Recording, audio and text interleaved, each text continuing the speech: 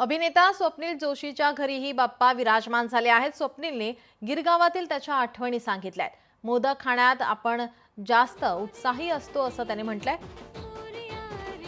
तर 74 वर्ष झाली घरी पंचधातूचीच मूर्ती येते असा खुलासा त्यांनी यावेळी केलेला आहे।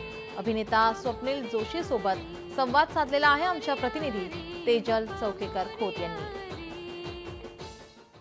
सगळीकडेच बाप्पाचं जल्लोषात आगमन झालेलं आहे। घरोघरी बाप्पा विराजमान देखील झालेले आहे। खरं तर कलेचा अधिपती म्हणजेच बाप्पाला आपण म्हणतो। आणि आता मी आलेली आहे अभिनेता स्वप्नील जोशीच्या घरी। स्वप्नील नुकतंच प्राणप्रतिष्ठा झालेली आहे बाप्पाची। भक्तिमय वातावरण आहे आणि किती छान पॉझिटिव्हिटी देतोय बाप्पा। पवित्र आहे वातावरण, सगळीकडेच पवित्र आहे। तू अगदी खिडकीत उभी राहिलीस तर तुला बाहेर पण ढोल ताशांचा आवाज आहे, गणपती बाप्पा मोरयाचा नाद घुमतोय। सो माझा अत्यंत लाडका सण आहे, त्यामुळे पॉझिटिव्हिटीचा काय म्हणजे बाप्पाच आहेत। म्हणजे मायरा राघव आता हळूहळू मोठे होतात तसं त्यांचा सहभाग वाढतोय। म्हणजे यावर्षी हे जे पेढे आहेत हे पण घरी केलेत। सो आई, लीना, मायरा, राघव, आमचा दत्ता सगळ्यांनी मिळून हे केलंय।